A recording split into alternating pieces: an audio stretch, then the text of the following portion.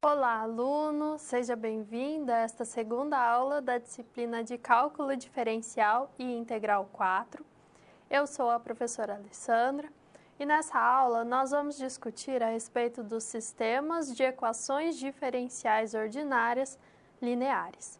Então, nós vamos observar como resolver esses tipos de sistemas, que tipos de conceitos estão associados, e nós vamos ver que no estudo desse tipo de problema, muitas vezes nós vamos empregar as matrizes, todo um conhecimento da parte de geometria analítica. Então, todos esses conhecimentos serão essenciais.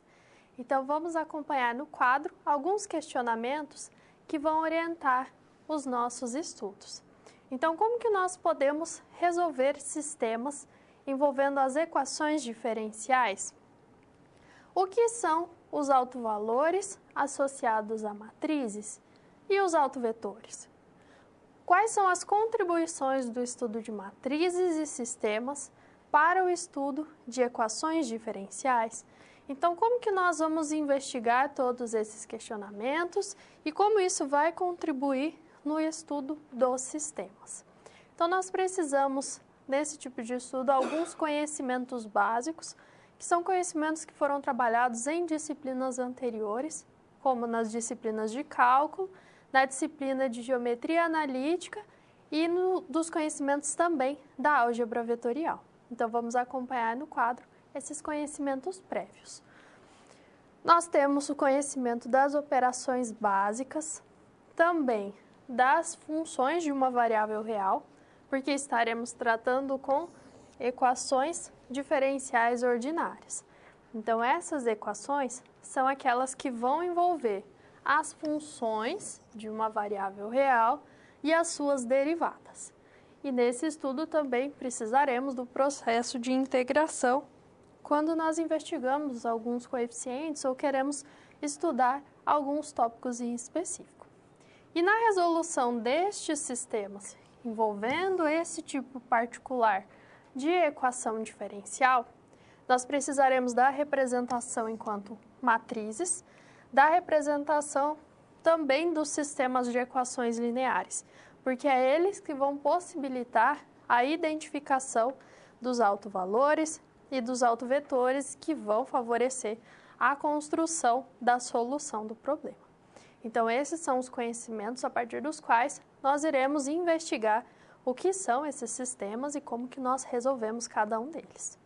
Então, vamos acompanhar no quadro qual é o contexto no qual nós estudaremos. Considere, então, que você atua como engenheiro de uma empresa que desenvolve projetos de circuitos eletrônicos de acordo com as exigências dos clientes. A sua tarefa será a de analisar partes específicas de 3 projetos diferentes que estão em andamento. Então, existem diversas equipes que trabalham com várias etapas de cada um dos projetos e você precisará trabalhar com 3 etapas específicas, de 3 projetos diferentes. A primeira etapa vai envolver o estudo dos autovalores e autovetores de um circuito. Então, sabendo que a matriz está associada à descrição do sistema que representa o circuito. Então, como o circuito tem essa representação matricial, nós vamos calcular esses autovalores e autovetores. Em seguida, na segunda etapa, resolver um sistema de equações diferenciais ordinárias lineares pelo método da eliminação, que vai envolver durante o processo a resolução de uma EDO de segunda ordem linear homogênea, que é um conteúdo do cálculo diferencial integral 3. E, por fim, resolver um sistema de EDOs lineares por um método genérico, que é o método dos autovalores e dos autovetores. Então, esse é o método que pode ser empregado em diversas situações quando nós desejamos resolver os sistemas de equações diferenciais ordinárias, lineares e de primeira ordem.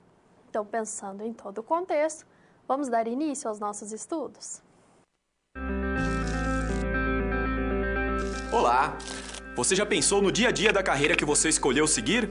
Bom, para ter uma ideia dos desafios da sua área, agora você vai procurar soluções para situações-problema. Para prosseguir, primeiro é necessário ter estudado e finalizado a sua pré-aula. já que é nela que você encontra os conceitos e as teorias da disciplina. Feito isso, você vai conhecer a sua primeira SP e vai identificar onde a situação se passa, quais agentes estão envolvidos e quais são os recursos disponíveis. Com essas informações, você vai problematizar o contexto apresentado para então solucionar o desafio. Preparado para começar a SP1? Então boa sorte e até mais!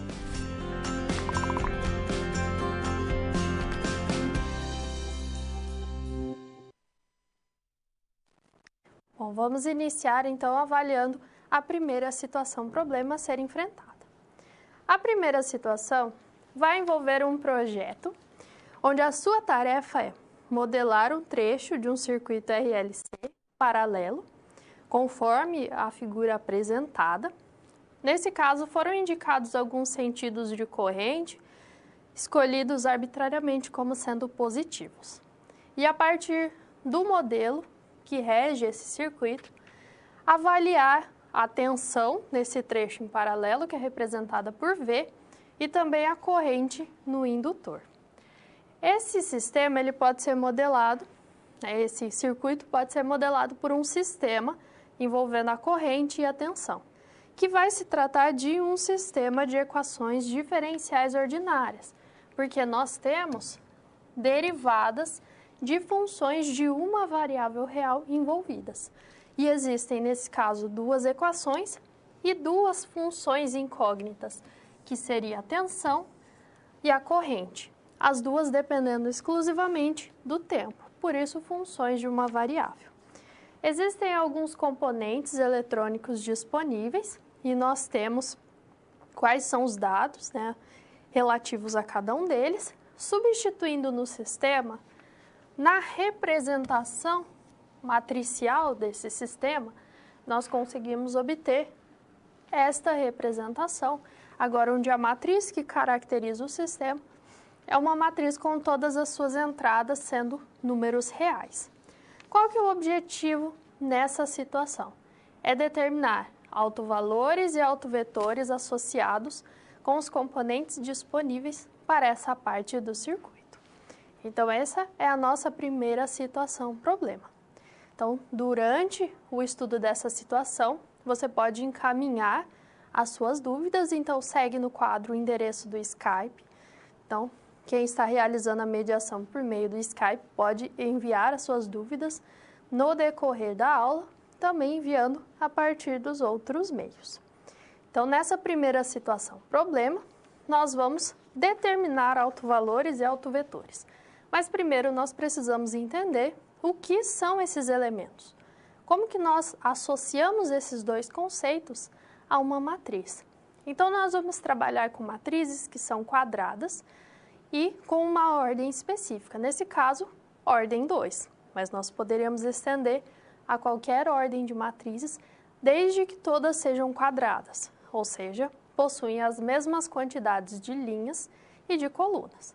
Então, qual é o nosso objetivo com o estudo desses autovalores e autovetores?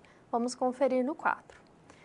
O nosso objetivo é avaliar esses dois elementos em relação a uma matriz.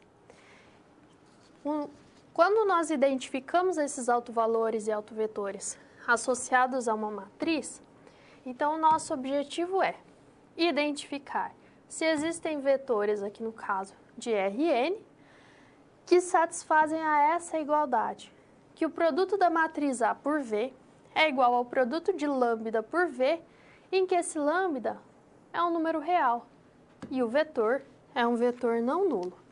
Os vetores V e os escalares lambda que satisfazem essa expressão recebem um nome especial. Então, o lambda, que é o escalar, é o número real no nosso caso, ele é chamado de autovalor, valor próprio ou valor característico da matriz A.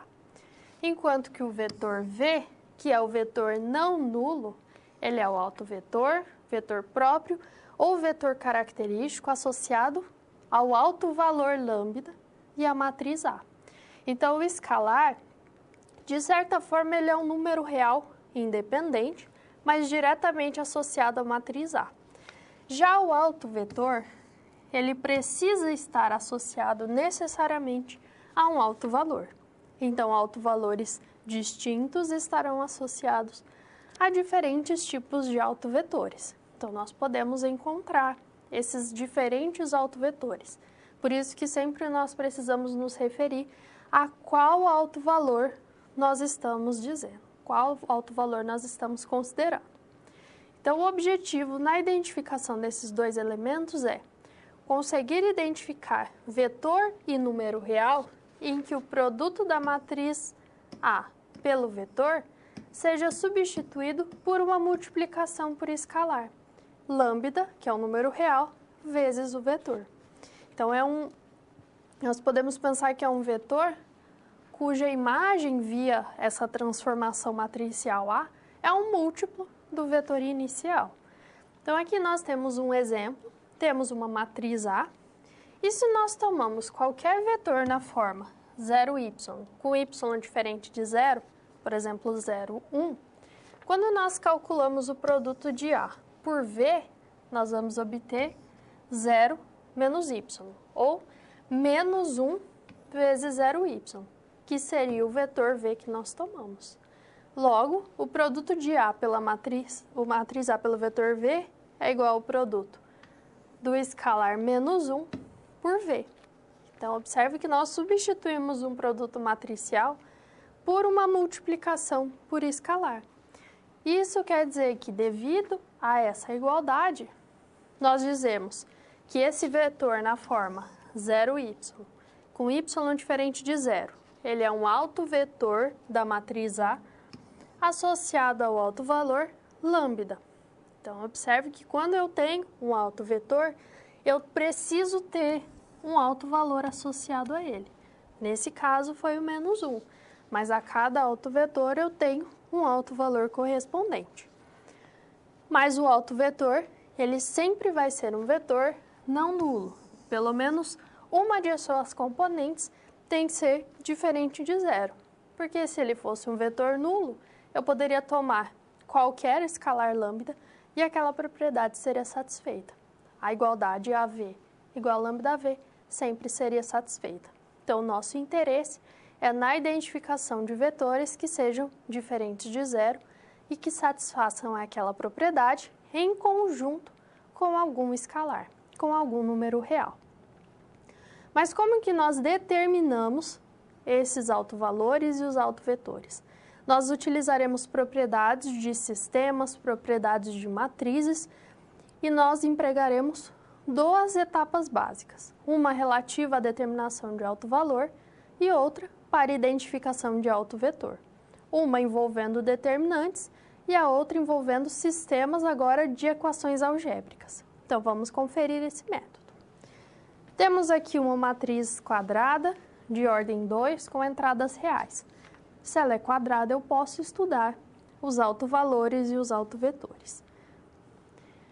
Na determinação dos autovalores, nós vamos empregar esta relação, que o determinante da matriz A menos lambda vezes I tem que ser igual a 0. Essa matriz I é a matriz identidade, que contém 1 nas suas entradas da diagonal principal e 0 fora dessa diagonal. Por que nós avaliamos esse determinante? Porque nós queremos garantir que exista aquele vetor diferente de 0, então ele vem da estratégia de que a V tem que ser igual a lambda V. Aplicando algumas operações, algumas propriedades matriciais, nós precisamos que esse sistema tenha infinitas soluções para que ele tenha vetores não nulos. Logo, a matriz característica do sistema tem que ser não inversível. Então, nós precisamos que ela tenha o determinante igual a 0. E é esse determinante que proporciona a identificação dos autovalores das constantes lambda. Então, nós temos a matriz A e vamos calcular A menos a constante lambda, que é a nossa incógnita, vezes I. Então, aqui é a matriz identidade de mesmo tamanho da matriz A, no caso 2 por 2. Calculamos essa diferença e, de forma prática, como que nós obtemos essa matriz A menos lambda I? Nós vamos tomar a matriz A e subtrair lambda dos elementos que compõem a sua diagonal principal. Então, esse é um procedimento rápido para identificar essa matriz A menos lambda I, mas ela vem da diferença com a identidade. Tendo essa matriz, nós calculamos o seu determinante. O determinante, no caso de uma matriz 2 por 2, é o produto dos elementos da diagonal principal menos o produto dos elementos da diagonal secundária. Então, nós vamos ter 10 menos lambda, que multiplica menos 2 menos lambda, menos 9 vezes 4, que é menos 36. Então, menos 36 mais 36, e igualamos a zero. Aplicando a distributividade, simplificando as expressões que nós temos, do determinante, nós obtivemos uma equação cuja variável é lambda. E lambda, no nosso caso, vai representar um alto valor.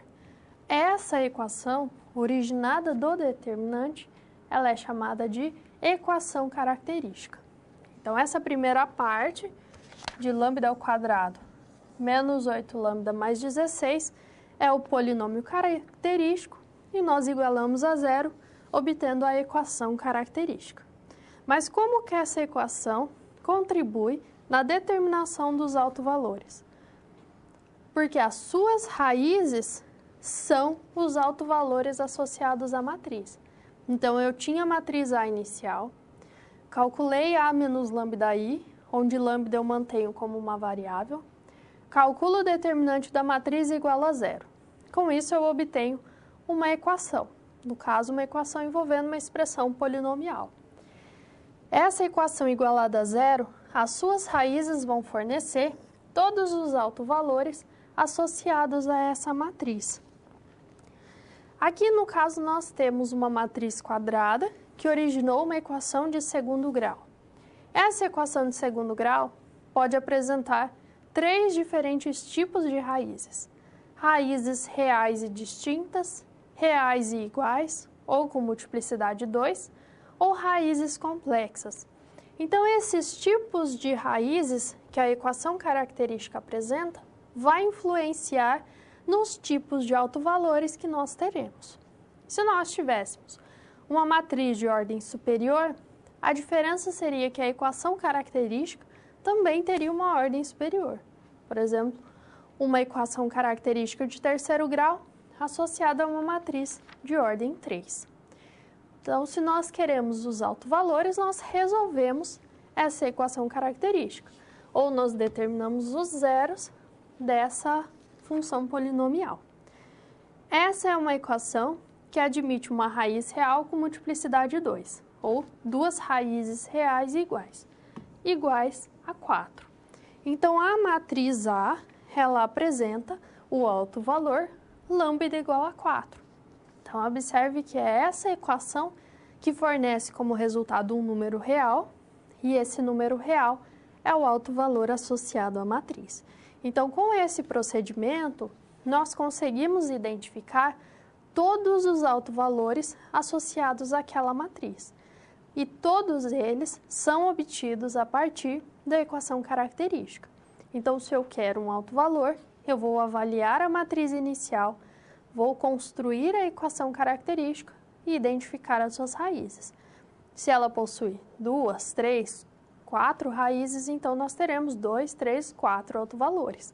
Então, sempre existe uma associação direta entre a equação característica e as quantidades e os tipos de autovalores. Mas, tendo o autovalor, o nosso objetivo agora é identificar o vetor associado a ele, o autovetor. Esse vetor, ele é obtido também a partir daquela igualdade inicial. Bom, o autovetor é o vetor V que satisfaz A vezes V igual a lambda vezes V. Só que nesse caso, o lambda nós conhecemos. O lambda assume o valor 4. Então, nós queremos resolver essa equação para lambda igual a 4. Essa equação pode ser reescrita como A menos lambda I V igual a 0. Lambda I, porque é a matriz escalar associada à constante lambda. Observe que nós temos um sistema cujo vetor das incógnitas é V, e um sistema homogêneo, porque os termos independentes são todos nulos. Então, a cada alto valor que nós temos, nós precisamos resolver esse sistema. Nesse exemplo, nós só temos um alto valor, então nós só vamos resolver um sistema dessa forma. O sistema assume, então, esse formato, que A menos lambda I vezes V, lembrando que A menos lambda I é uma matriz 2 por 2, vezes o vetor de duas componentes, sendo igual a zero. Zero é o vetor nulo com duas componentes. Identificamos a matriz A menos 4i, porque o lambda assume o valor 4. Substituímos no sistema, então essa matriz multiplicada pelo vetor tem que ser igual ao vetor nulo. Quando nós multiplicamos as matrizes, nós conseguimos construir um sistema com duas equações e duas variáveis, x e y, que são as componentes do alto vetor. Se nós dividirmos todos os termos da primeira equação por 3 e dividirmos todos os termos da segunda equação por 2, nós vamos observar que as duas equações ilustram uma mesma relação, que 2x menos 3y igual a zero. Isso quer dizer que esse sistema é um sistema possível e indeterminado. Então, ele é um sistema que apresenta infinitas soluções. Então, essa é uma característica dos autovetores, né? Quando nós identificamos o alto valor e nós construímos o sistema para identificar esses vetores, nós vamos obter infinitos autovetores. Lógico que eles precisam satisfazer a condição de serem não nulos, mas nós vamos conseguir infinitos valores que comporão essas componentes do autovetor. Então, nós obtemos um formato para o autovetor e, de acordo com a necessidade, nós podemos identificar um exemplo. Então, o autovetor, ele é um vetor com componentes x e y, em que 2x menos 3y é igual a zero. Expressando y em função de x, então y é igual a 2/3 de x. Então, todos os autovetores associados a lambda igual a 4, eles são da forma x 2/3 de x, em que x necessariamente é diferente de zero. Então, esses são os autovetores. Então, é um conjunto de vetores, todos não nulos, que satisfazem aquela igualdade inicial quando nós tomamos, nesse caso, lambda igual a 4. Qual que seria um exemplo de autovetor? Então, eu posso substituir x, nesse caso, por 3. Se eu substituo x por 3, o vetor u, com componentes 3 e 2, ele é um autovetor associado ao lambda igual a 4, porque ele satisfaz a igualdade que o produto da matriz A por U é igual a 4 multiplicado por U.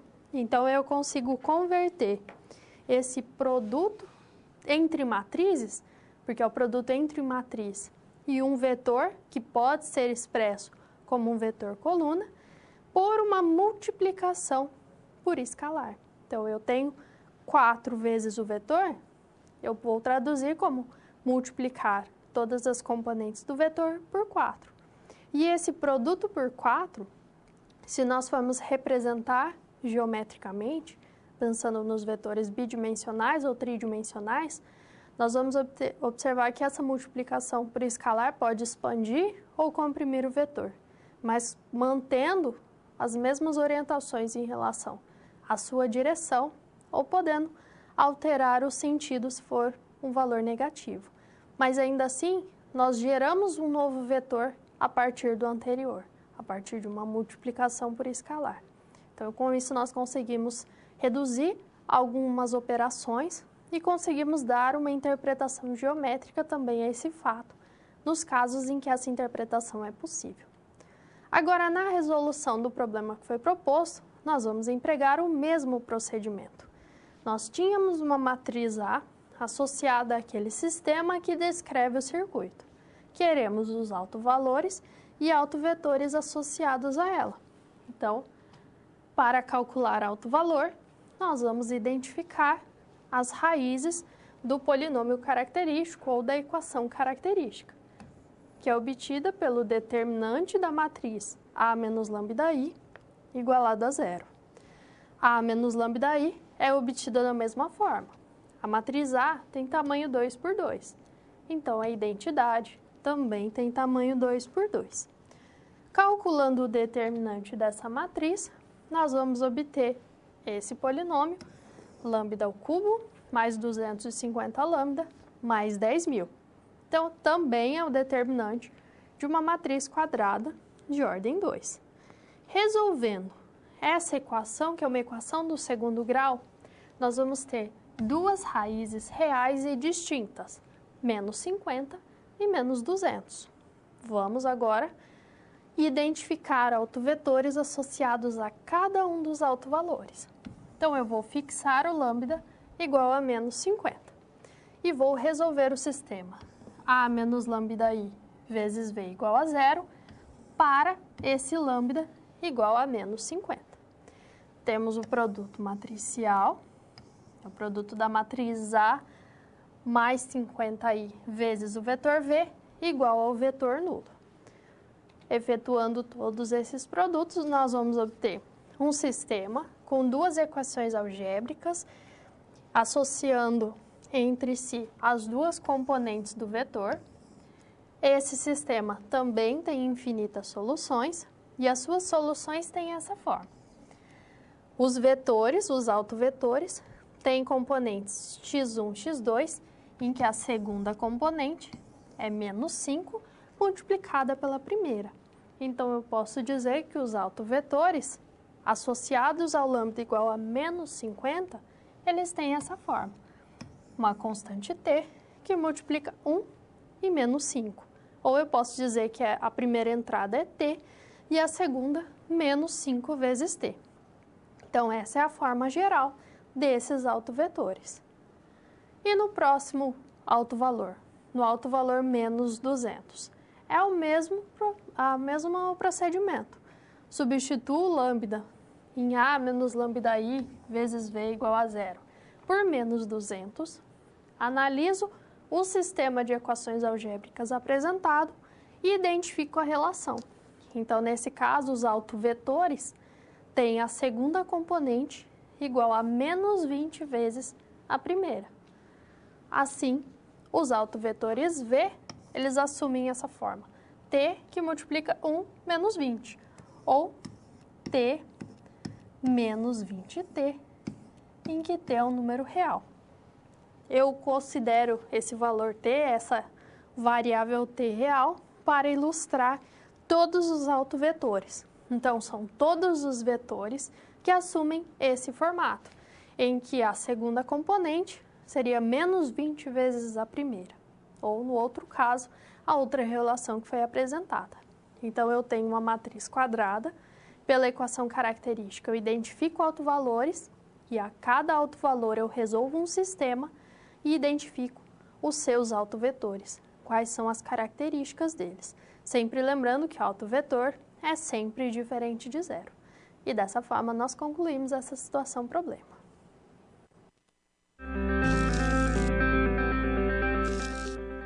E aí, conseguiu encontrar uma solução satisfatória para a SP1? Como você pôde notar, o desafio apresentado tem como base situações comuns da realidade de mercado. Eles são elaborados a partir de informações de empresas, experiência dos professores e acontecimentos do cotidiano.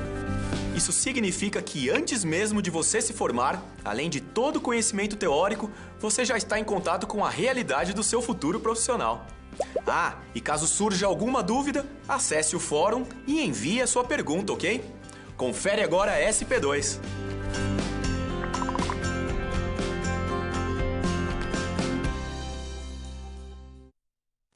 Vamos conferir agora a segunda situação problema. Vamos ao quadro. Nessa segunda SP, nós vamos dar continuidade ao estudo do circuito que foi apresentado na primeira SP. Então, nós temos um circuito RLC paralelo, temos que avaliar a tensão e a corrente nesse circuito e sabemos que ele pode ser modelado por meio de um sistema envolvendo equações diferenciais ordinárias, porque são equações que envolvem funções incógnitas de uma variável real, que seria a corrente e a tensão. Temos duas possibilidades de notações.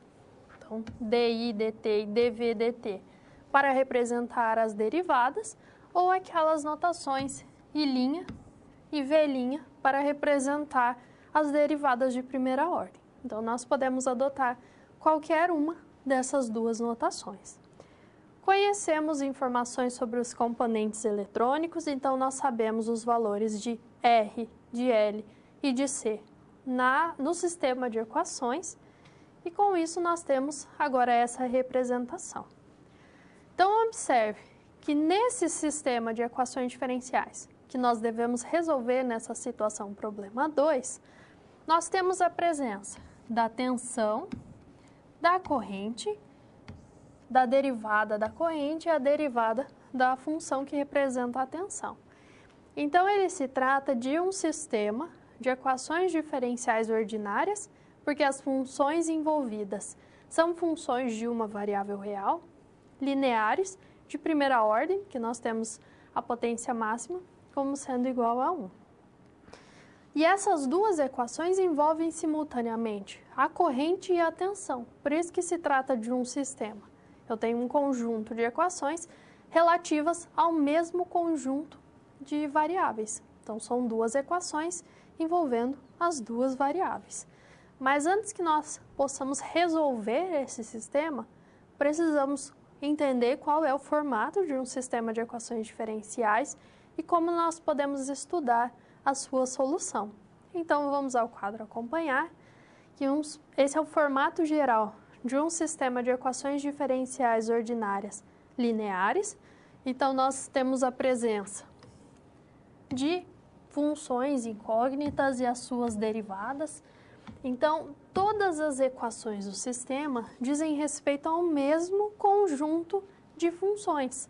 É a mesma ideia dos sistemas de equações algébricas, mas lá nós tínhamos variáveis x1, x2 que podiam assumir valores constantes. Aqui as nossas variáveis são funções, todas elas funções de uma variável.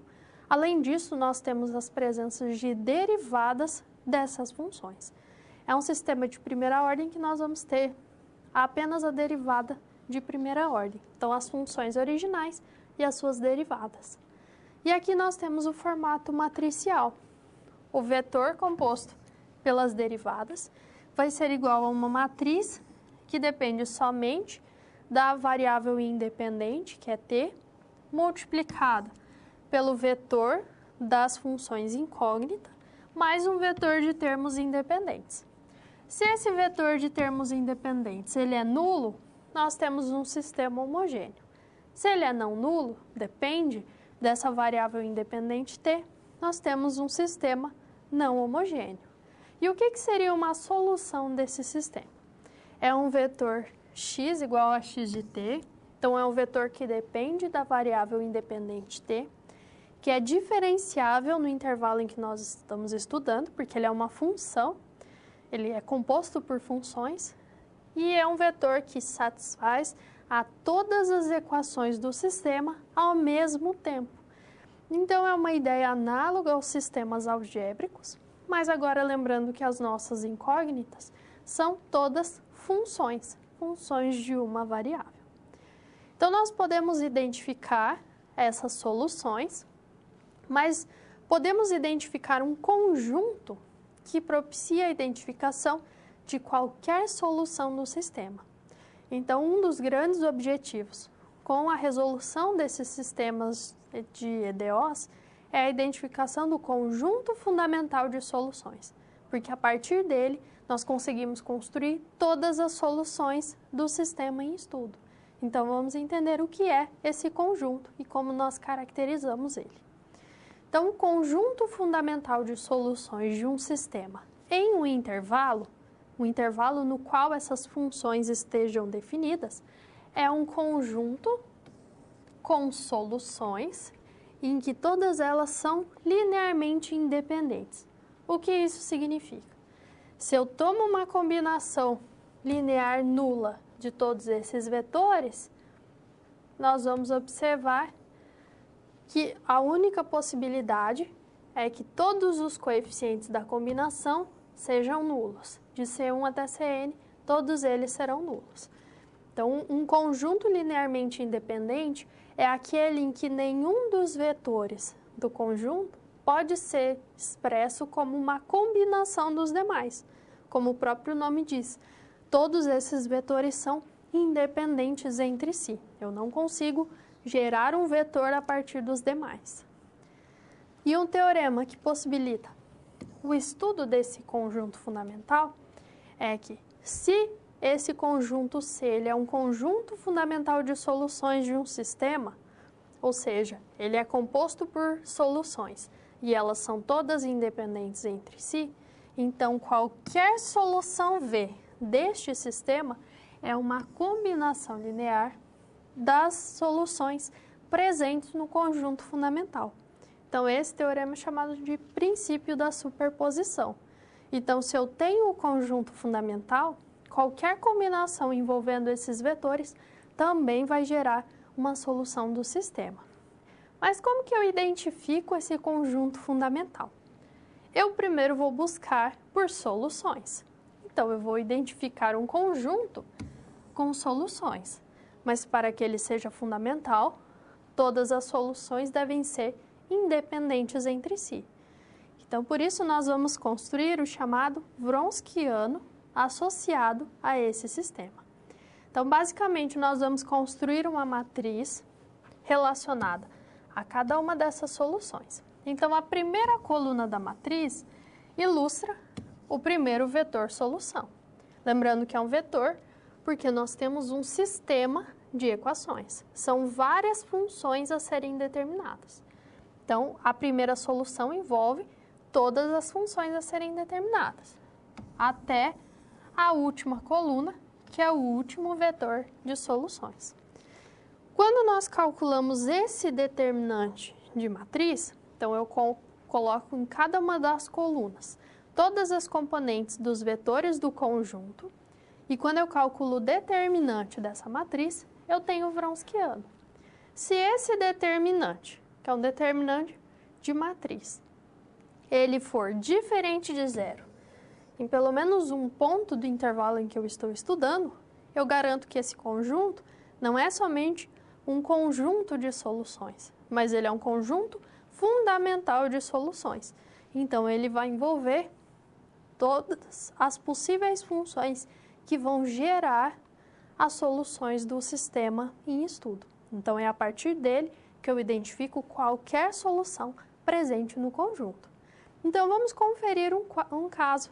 No quadro, aqui nós temos um sistema.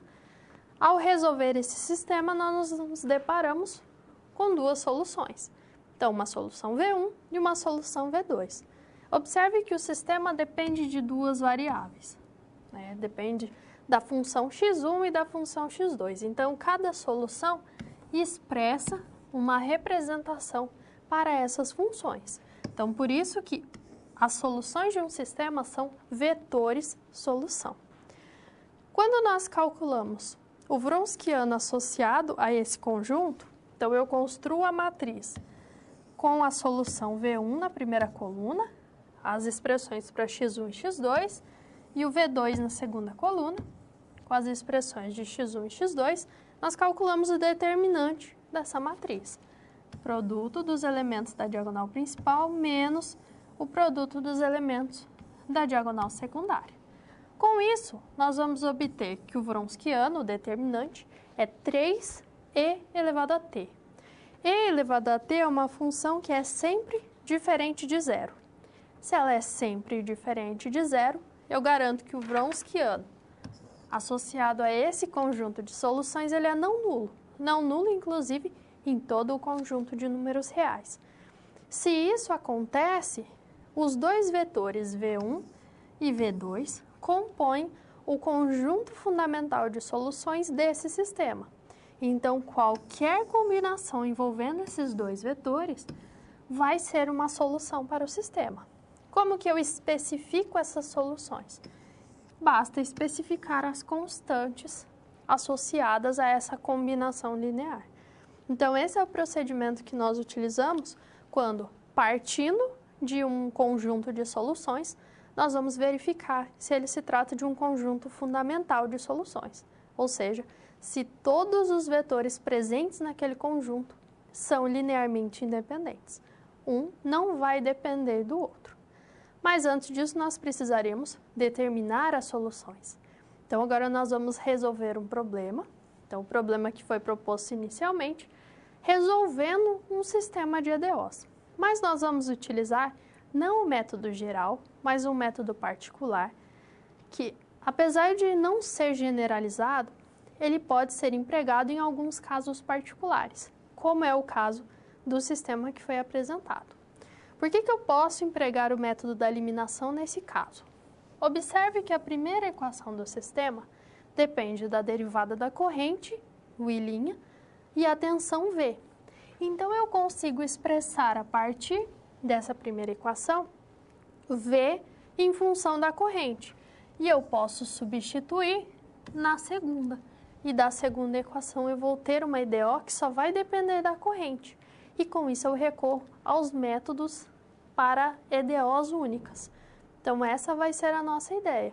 Partindo da primeira equação, nós expressamos V em função da derivada de I. V é igual a I' sobre 10. Mas na segunda equação, nós também temos a derivada de V. Então, quando nós derivamos V, todas essas derivadas em relação ao tempo, nós vamos ter que ele é dado pela derivada de segunda ordem da corrente dividido por 10, porque é uma derivada de uma função multiplicada por uma constante. Substituindo V e a sua derivada na segunda equação, nós vamos observar essa expressão, que a derivada de segunda ordem de I dividido por 10 é igual a menos 1000i menos 250, derivada de I de primeira ordem dividido por 10. Multiplicando todos os termos por 10, reescrevendo essa expressão, nós vamos ter uma EDO agora de segunda ordem homogênea, que vai depender somente da segunda derivada de I, primeira derivada de I e a própria função I. Então, é uma EDO direcionada apenas à corrente. E essa EDO nós conseguimos resolver pelos métodos característicos das EDOs de segunda ordem. Então, nesse caso, por ser de segunda ordem homogênea, nós podemos identificar a equação característica associada. A ideia inicial dessa equação é supor que a solução assuma essa forma, que a corrente é E elevado a lambda t. Quando nós substituímos as derivadas, simplificamos essa expressão, nós vamos obter que o lambda tem que ser solução dessa equação. Lambda ao quadrado mais 250 lambda mais 10.000 igual a zero. E as raízes dessa equação característica são menos 50 e menos 200. Então, aqui é o processo de resolução de EDO de segunda ordem homogênea, que foi visto no cálculo diferencial e integral 3. Então, nós aplicamos aquele método de EDO simples. As soluções são dadas na forma de uma constante vezes E elevado ao lambda 1t, que é menos 50t, mais uma segunda constante, E elevado ao lambda 2t, que é o menos 200t. Só que nós temos apenas a expressão que representa a corrente. Só que nós temos uma tensão associada também. Então, nós vamos partir da expressão de I, da solução da EDO de segunda ordem, calculando a derivada dessa expressão, que é uma derivada de uma função exponencial, de uma combinação com constantes, que vai originar essa expressão, menos 50a elevado a menos 50t, menos 200b elevado a menos 200t, multiplicando por 1 dividido por 10, e assim nós teremos a expressão da tensão. Então, observe que nós partimos do sistema, substituímos a primeira equação na segunda, resolvemos uma EDO de segunda ordem e identificamos a corrente. Pela primeira equação, novamente, nós partimos da derivada da corrente, que já é conhecida, e identificamos a tensão. Então,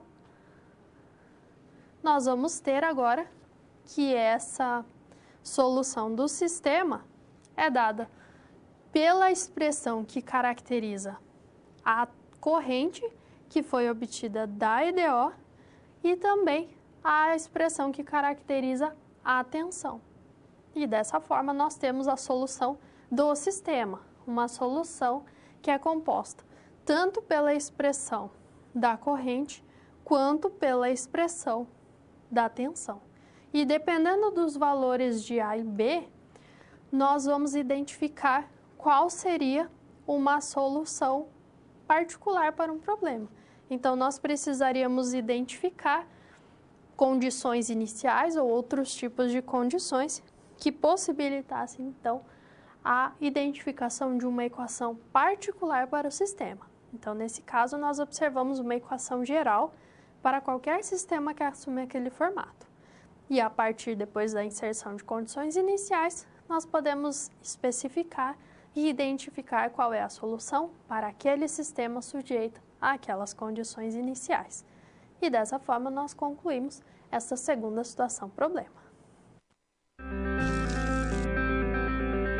Bom, 2 SPs já foram finalizadas. Como você acha que está se saindo? Lembre-se de que para se dar bem é importante seguir as etapas, já que elas facilitam os seus estudos. Vamos revê-las? Primeiro é necessário estudar a pré-aula para conhecer a teoria e os conceitos da disciplina. Em seguida, leia a SP com atenção para conhecer e interpretar a situação exposta. Feito isso, você deve levantar hipóteses sobre a situação problema, considerando os recursos disponíveis. E por fim, você deve aplicar os conceitos estudados com foco em resolver a problematização. Combinado? Então fique agora com a SP3. Até mais!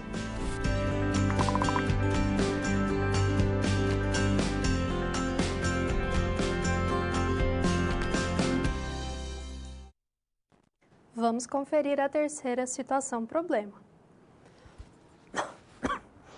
Aqui nós temos um circuito também envolvendo determinadas fontes, capacitores em paralelo. E nesse caso, o objetivo é estudar esse circuito, sabendo que ele pode ser representado pelo seguinte sistema. Então, agora nós vamos estudar 2 tensões relacionadas aos elementos que compõem aquele circuito. Então, temos as tensões V1 e V2, que são as incógnitas desse problema. E temos aqui as 2 representações, dV1dt, sendo também representado por V1'. Podemos adotar qualquer notação. Conhecemos as informações sobre os componentes eletrônicos disponíveis, substituindo essas constantes no sistema e adotando aquela representação das derivadas com linha, nós vamos ter o seguinte sistema de equações diferenciais. Então, a nossa tarefa é resolver esse sistema, sabendo que existem condições iniciais sobre ele.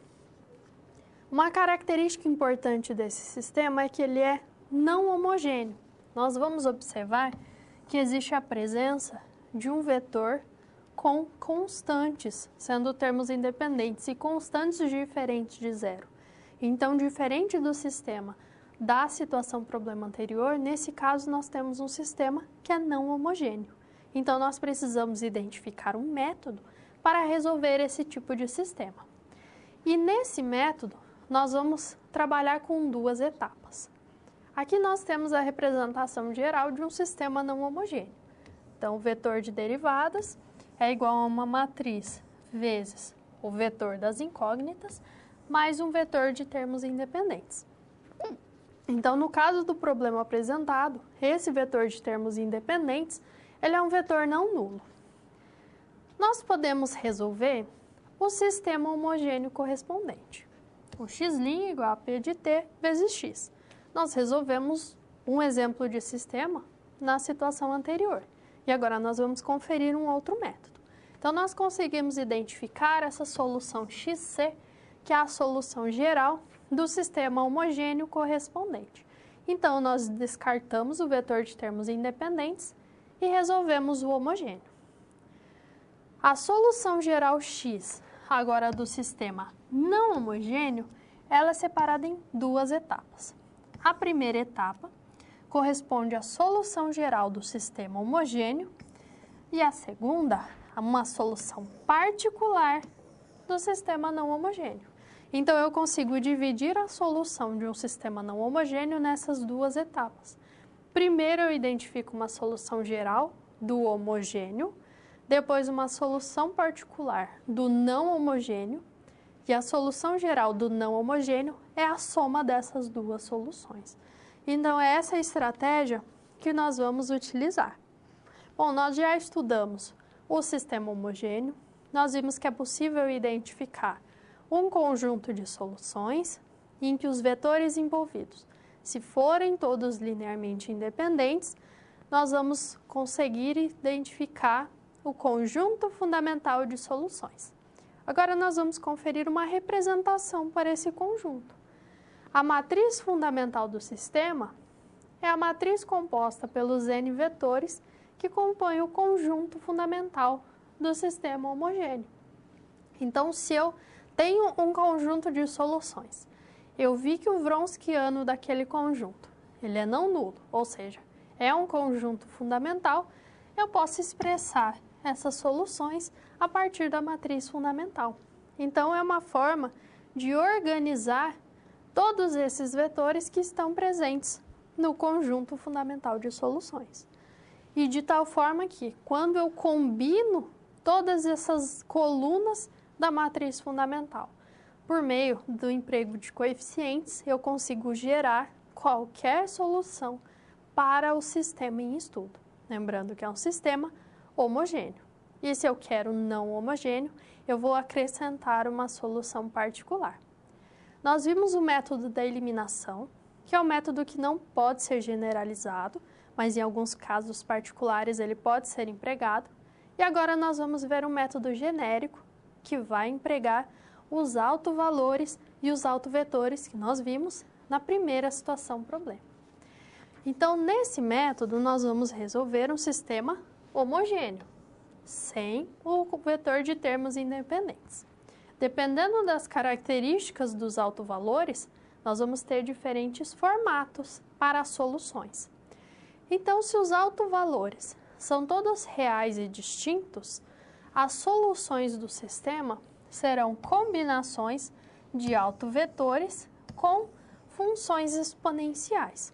Então, essa vai ser uma forma geral para essas soluções. Se os autovalores são complexos conjugados, então na forma A mais BI, em que I é a unidade imaginária, a raiz de -1, as soluções do sistema vão envolver funções exponenciais, as funções seno e cosseno, as trigonométricas, e as partes real e imaginária dos autovalores e também dos autovetores. E se o sistema possui uma matriz cujos autovalores são reais, mas existem autovalores repetidos, então a solução vai combinar os autovalores, os autovetores, funções exponenciais e funções polinomiais. Então, nós vamos ter uma combinação de todos esses elementos. E agora nós vamos entender como que funciona esse método na resolução de um sistema homogêneo, pensando no problema que foi proposto a nós. Então, nós temos um sistema que é não homogêneo. E nós vimos que a solução dele é uma combinação entre uma parte, que é associada à solução geral do sistema homogêneo, e uma parte que compõe uma solução particular do não homogêneo. Então, para identificar a solução geral do homogêneo, nós vamos empregar esse método. E para isso, nós precisaremos de todo aquele processo de determinação de autovalor e de autovetor. Então, vamos conferir no quadro. Nós já conhecemos o sistema e nós podemos representá-lo matricialmente. Então, essa é a primeira etapa. Eu tenho o vetor com as derivadas das funções V1 e V2, igual a uma matriz com entradas reais, que multiplica o vetor composto pelas funções V1 e V2, mais o vetor de termos independentes. Então, eu quero iniciar pela resolução do sistema homogêneo correspondente. Então, eu vou excluir aquela parte de termos independentes e vou pensar apenas na parte homogênea. Nesse método, nós vamos buscar, inicialmente, os autovalores e autovetores associados à matriz. Então, vai ser exatamente o processo que nós já estudamos. Vamos construir a matriz A menos lambda I, vamos calcular o seu determinante, igualar a zero e obter a equação característica. Então, é o processo de calcular o determinante da matriz A, que é a do sistema, menos lambda I, igualar a zero e resolver a equação característica. Por ser uma matriz 2 por 2, a matriz do sistema, a equação característica é uma equação polinomial de segundo grau. Resolvendo essa equação, nós temos os autovalores. Então, os autovalores nesse caso são menos 0,38 e menos 2,62. Então, nessa situação, nós temos dois autovalores reais e distintos. Por isso que a solução dessa parte homogênea vai ser uma combinação entre autovalores, autovetores e funções exponenciais. Então, nós já sabemos que a solução vai envolver esses elementos. Agora, basta identificar os autovetores e construir a expressão da solução geral. Então, vamos retornar ao quadro. Tendo o determinante, tendo os autovalores, nós vamos resolver um sistema de equações algébricas agora para cada um dos autovalores. Então, tomando lambda igual a menos 0,38. Então, nós vamos resolver A menos lambda I, que multiplica o vetor V, sendo igual a zero. O autovetor associado a esse primeiro autovalor é W11, W21. Quando nós identificamos a matriz A mais 0,38i, multiplicamos pelo vetor, igualamos a zero, nós obtemos um sistema e, analisando esse sistema, nós vamos observar que ele tem infinitas soluções não nulas. Todas as soluções são vetores de duas componentes, em que a primeira é igual a 1,62 vezes a segunda. Só que eu quero identificar uma solução agora para o sistema. Eu não vou tomar todos os infinitos autovetores. Eu vou escolher um deles. Eu preciso de um autovetor associado a esse primeiro autovalor. Se eu considero W21 igual a 1, o meu primeiro autovetor é o W1, 1,62 e 1. Vou avaliar o segundo autovalor. O segundo autovalor é menos 2,62. Vou encontrar o autovetor associado a esse autovalor. Então, eu vou resolver o sistema A menos lambda I vezes um vetor igual a zero. Desse sistema, nós vamos identificar que os autovetores associados a menos 2,62 possuem duas componentes, em que a primeira é menos 0,62 vezes a segunda. Então, todos os autovetores apresentam essa característica, vetores não nulos. Mas eu não quero todos, eu sei que eles têm essa forma, então eu vou expressar um exemplo de autovetor. Então, eu vou supor que o W22 é igual a 1 e eu vou construir esse autovetor, menos 0,62 e 1. Então, essa é uma característica interessante da resolução dos sistemas. Quando nós temos o foco com a identificação de autovalor e autovetor, eu identifico todos os autovalores e todos os infinitos autovetores associados a cada autovalor. Mas quando eu quero resolver um sistema utilizando esses dois elementos, eu não vou identificar os infinitos autovetores, eu não vou usá-los. Eu vou usar um representante desse conjunto. Então, eu escolhi um autovetor associado ao primeiro autovalor e um autovetor associado ao segundo. Então, eu posso realizar essa opção porque o meu objetivo é resolver o sistema e não construir todo o conjunto de autovetores. Então, vamos retornar ao quadro e prosseguir com a identificação da solução. Então, se eu tenho alto valor e um autovetor associado, a solução geral da parte homogênea é uma constante C1 que multiplica o primeiro autovetor vezes a exponencial do primeiro autovalor vezes t. Então, eu tenho C1, W1 e elevado a lambda 1t mais uma constante C2 que multiplica o autovetor W2 e elevado ao autovalor lambda 2 vezes t. Então, esse é o formato geral. Então, tenho o autovetor, tenho a exponencial com o seu expoente associado ao autovalor correspondente. Então, essa é a expressão geral para a solução do sistema homogêneo. Nós vimos que no sistema, agora não homogêneo, existia a presença de condições iniciais. Nós vamos empregar essas condições. Empregando essas duas condições, V1 de 0 é 1 e V2 de 0 é igual a 0, na solução geral do sistema homogêneo, porque eu quero a solução geral mais a solução característica daquele sistema, nós vamos observar que essas constantes C1 e C2 devem ser 0,45 e menos 0,45 respectivamente, porque eu obtive a solução de um sistema qualquer homogêneo que tenha aquela matriz característica, mas eu quero esse sistema sujeito a essas condições iniciais. Então, eu converto aquela solução geral numa solução específica para este sistema.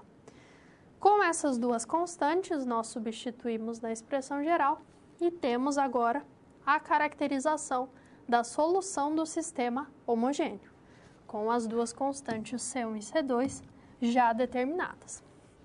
O que falta para construir a solução geral do não homogêneo? Eu preciso de uma solução particular. Eu vou construir uma solução particular que seja um vetor com as suas componentes constantes. Porque aqui nós tínhamos o termo independente como sendo um vetor constante. Então, eu vou considerar que esse vetor, a solução particular, também seja um vetor constante. Se isso acontece, então eu sei que se Vp1 é um número, Vp2 é um número, quando eu derivo esse vetor em relação à variável t, a derivada é zero. Tomando esse vetor como sendo um vetor constante, substituindo no sistema, nós vamos ter que o primeiro vetor é o nulo, porque é o vetor das derivadas, sendo igual a matriz A vezes esse vetor da solução particular mais o termo independente. Então, agora eu retornei no sistema completo.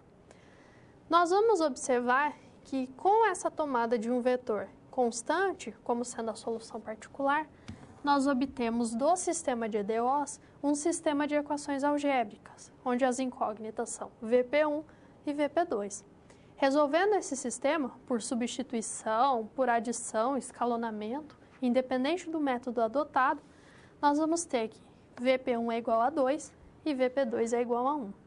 Isso quer dizer que a solução do sistema não homogêneo é composta pela solução do sistema homogêneo, obtido pelo método dos autovalores e autovetores, mais a solução particular, que nós obtivemos agora por último. Então, essa é a representação com a presença dos autovetores, então com os elementos todos na forma vetorial. E nós podemos construir a representação algébrica para cada um das funções incógnitas, então da função V1 e da função V2. Como que eu obtenho V1? Eu vou multiplicar 0,45 pela primeira componente do autovetor, pela função exponencial, menos 0,45 vezes a primeira componente do autovetor, vezes a exponencial, mais a primeira componente do vetor solução particular. Como que eu obtenho o segundo? Da mesma forma. Então, a solução para a primeira função, a solução do sistema envolve as primeiras componentes e para a segunda função envolve as segundas componentes. Sempre na forma em que eu tomei aquele vetor x inicial. Se é V1, V2, então eu vou obter exatamente dessa forma. Então, observe que esse método dos autovalores e autovetores podem ser empregados para quaisquer tipos de sistemas homogêneos. Então, independente do formato da matriz, da característica do sistema. Mas eu resolvo e obtenho uma solução do homogêneo. Se eu quero agora um sistema não homogêneo, onde o vetor de termos independentes é um vetor constante, eu acrescento uma solução particular que também vai ser um vetor constante. Se fosse um vetor com variáveis, nós apresentaríamos uma outra característica a essa solução particular. Então, dessa forma, nós concluímos a resolução do sistema de equações diferenciais ordinárias não homogêneo apresentado na terceira SP. Bom, chegamos ao final da nossa aula. E depois de concluir todas as SPs, é hora de você refletir sobre tudo o que aprendeu com os desafios. Vamos lá? Primeiro, ficou claro que o conhecimento vem ao fazer uso do material didático disponível no ambiente virtual do aluno. Isso inclui fazer a pré-aula, assistir aos vídeos, ler os textos e acessar as web-aulas. E depois de compreender os conceitos da disciplina, você aprendeu a aplicar os fundamentos aprendidos em situações similares às da realidade do mercado de trabalho. Tudo isso faz de você um aluno proativo e mais capacitado para exercer a sua profissão, o que te coloca passos à frente na hora de ter sucesso profissional. Mas não acabou. Você ainda tem a sua pós-aula para acessar. Não vai esquecer, hein? Cada parte do processo é essencial para a sua aprendizagem. Respeite todas as etapas, ok? Bons estudos! Tchau!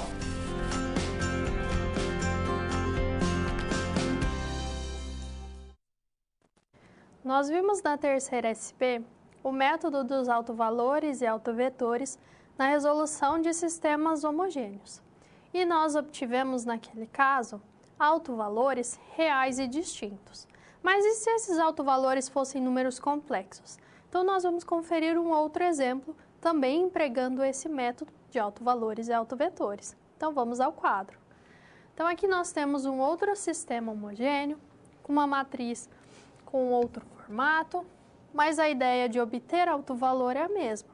Calculamos o determinante de A menos lambda I, igualamos a zero, obtemos a equação característica e as suas raízes são os autovalores. Mas nesse caso é uma equação do segundo grau com raízes complexas conjugadas. Então os autovalores também são números complexos conjugados. Nesse caso, nós sabemos que a solução combina função exponencial, função seno, função cosseno e também essas informações sobre autovalores e autovetores. Como que nós identificamos os autovetores? Com o mesmo sistema, A menos lambda I, que multiplica um vetor igual a zero. Só que agora nós teremos um sistema com coeficientes complexos. Resolvendo esse sistema, nós vamos observar um formato para esses vetores. Então, a segunda componente é a primeira vezes 1 menos i. E se eu tomo algum formato específico, por exemplo, a primeira componente igual a i, eu tenho um autovetor. Observe que o autovetor também envolve números complexos. Eu tenho um outro autovalor. Eu emprego o mesmo procedimento, só que agora envolvendo números complexos. E para identificar a solução do sistema? Eu sei que existem valores complexos, eu sei que tem cosseno, seno envolvido. Vamos observar na câmera de documentos o passo a passo na obtenção dessa solução. Bom, nós temos o sistema, nós conhecemos o autovalores, autovetores. Eu vou escolher um desses autovalores, porque são números complexos conjugados. A minha preocupação agora são parte real e parte imaginária desses elementos, tanto do autovalor quanto do autovetor. Então, eu posso separar em parte real e imaginária. Então, eu tenho parte real e imaginária de autovalor, parte real e imaginária no formato de vetor. Qual que é a ideia da solução? Eu vou considerar aquele mesmo formato, vetor e elevado ao alto valor.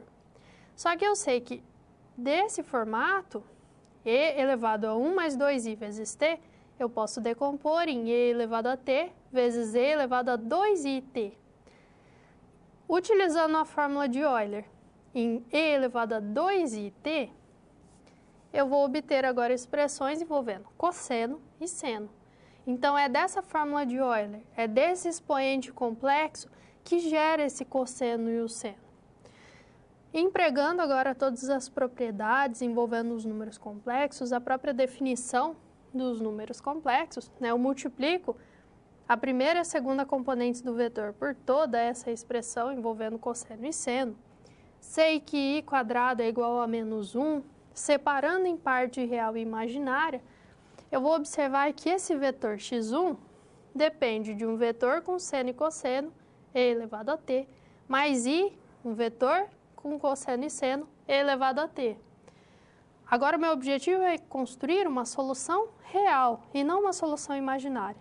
Então, eu vou adotar esse primeiro vetor vezes a exponencial, esse segundo vetor vezes a exponencial, sem a unidade imaginária, como a composição da minha solução do sistema. Então, é dessa forma que se obtém essa combinação entre senos e cossenos para gerar a solução do sistema.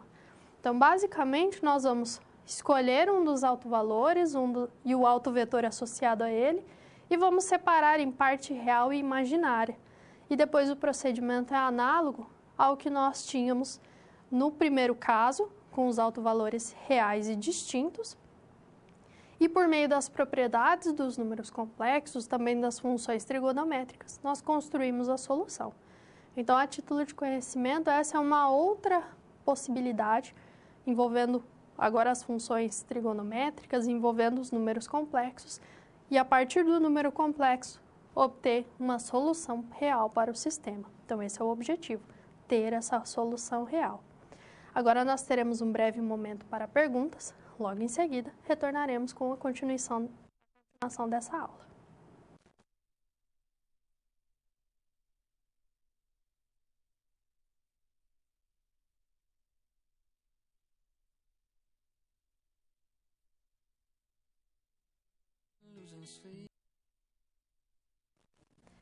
Bom, então nessa aula, o nosso objetivo foi investigar esses sistemas de equações diferenciais ordinárias. Então, como você pode perceber, muitos conhecimentos que nós já trabalhamos anteriormente com outras disciplinas, eles são essenciais, como as regras de derivação, derivada de uma função multiplicada por uma constante, derivada do produto de funções, do quociente, a regra da cadeia, que envolve as funções compostas. Então, todas essas expressões, elas são importantes. Então, é necessário que você retome o que já foi estudado a respeito das derivadas, das integrais, dos determinantes de matrizes, a resolução de sistemas. Dos sistemas nos autovetores, nós vamos observar que são sistemas com infinitas soluções. Então, as suas soluções não são números específicos para cada variável, mas sim expressões que representam aquela solução. Então, precisamos ter essa atenção também. Durante a disciplina serão disponibilizados alguns materiais complementares com exercícios resolvidos, mas caso você tenha alguma dúvida em relação aos exercícios realizados durante a aula, aos materiais que estão disponíveis no livro também, cada um dos problemas, cada uma das propostas de atividade, é importante que você participe do fórum, enviando seus questionamentos, o que você observou, qual a sua dificuldade, então, para que nós possamos discutir também no decorrer da disciplina a respeito dessas dúvidas. Foram disponibilizados também alguns roteiros complementares, então você pode empregar outros livros para contribuir com os estudos, principalmente os volumes 2 dos livros de cálculo diferencial e integral, em geral o volume 2 ou volume 3 e 4, e também os livros de equações diferenciais. Então, são outras referências que também podem contribuir com os estudos, mas principalmente os livros que você já utilizou em disciplinas de cálculo anteriores e de geometria analítica e álgebra vetorial também. Então, é importante dar uma olhada rápida em cada um desses conteúdos. No momento de resolver um exercício, procurar retomar nesses outros materiais, seja um determinante, seja uma dúvida em relação a uma derivada. Então, é importante sempre buscar essas referências.